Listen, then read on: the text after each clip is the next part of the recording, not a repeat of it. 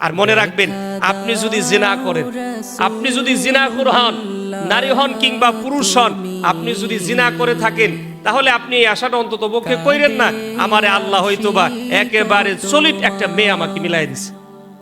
হবে না, কারণ আপনি কি বলেন?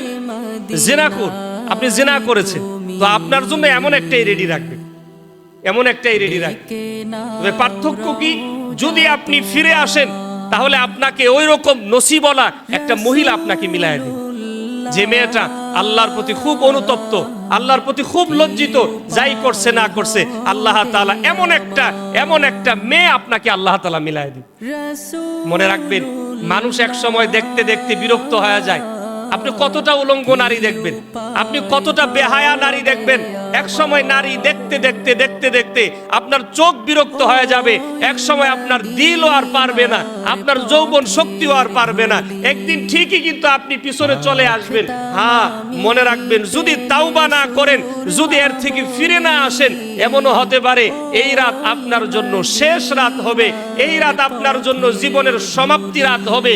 যদি আপনি তাওবা না করে ঘুমায়া যান, যদি তাওবা না করে যদি আপনি চলে যান, মনে রাখবেন এই রাতেই যদি শেষ হয়ে যায়, তাহলে আপনার পরকাল কিন্তু ভালো হবে। গুনাহ করেছেন তো করেছেন, গুনাহ হয়েছে তো হয়ে গেছে, তো এখন কি করব? তো এখন ফিরে আসো, এখন ফিরে আসো। গুনাহ হয়েছে তো হয়েছে, আল্লাহ তো বলেছেন গুনাহ করেছো, হয়ে গেছে, তো তুমি আমার থেকে দূরে যাও না।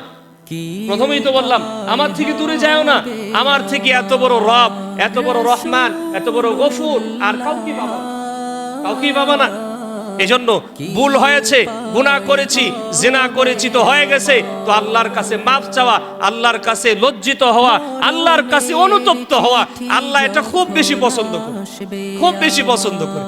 আপনি দেখেন না, আপনার দুনিয়ার একটা কর্মচারী যদি আপনাকে খুব বিনয়ের সাথে যদি খুব মানে, আপনার কথা যদি খুব তাজিম করে, 8-10টা কর্মচারীর চাইতে তার দিকে আপনার দৃষ্টিটা খুব বিনয়ের সাথেই পড়ে না ভাই?